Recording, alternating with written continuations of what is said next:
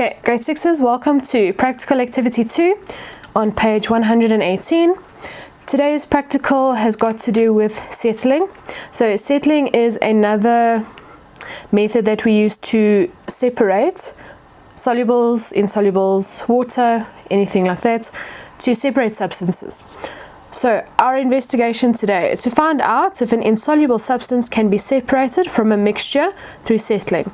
You will need some soil, which I've got water, my 2 beakers, and my mixing stick. So let's start with our method. We are going to pour water halfway into the beaker, and then we're going to mix the sand in.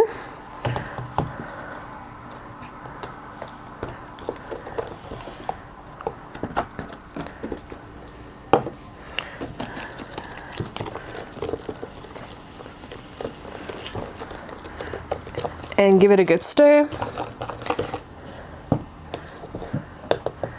And then we are going to leave it for a little bit. While we wait for that to settle, I'm going to do the questions with you on page 119. So question 1, what is the color of the water before you add the soil? Obviously the water was clear. Number 2, what is the color of the mixture of soil and water after it has been stirred? It is dark brown. It is very muddy. You can see there. Question 3, what happens to the heavier soil particles? They are supposed to sink. So hopefully during this experiment, we'll see later, settling is when the heavier particles sink to the bottom of the beaker or the glass or whatever it is that you have your mixture in. So for question 3 is they will sink. Question 4, why does the water that was poured off the top look translucent and clear? We will get to that when the rest of the sand is settling. It is translucent and clear because all the sand is supposed to sink to the bottom of the water, and therefore it leaves a clear residue of water on top. So let's just wait a few minutes and let it settle. A few moments later.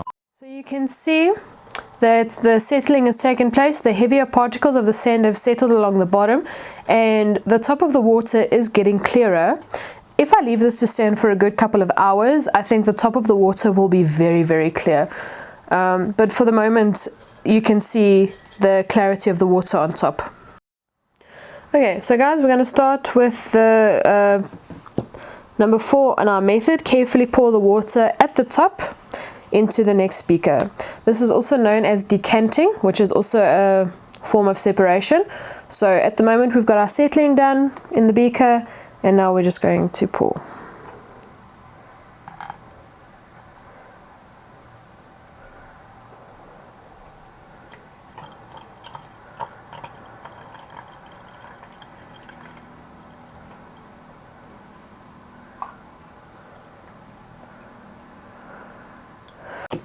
And that is how we can separate sand solids from water.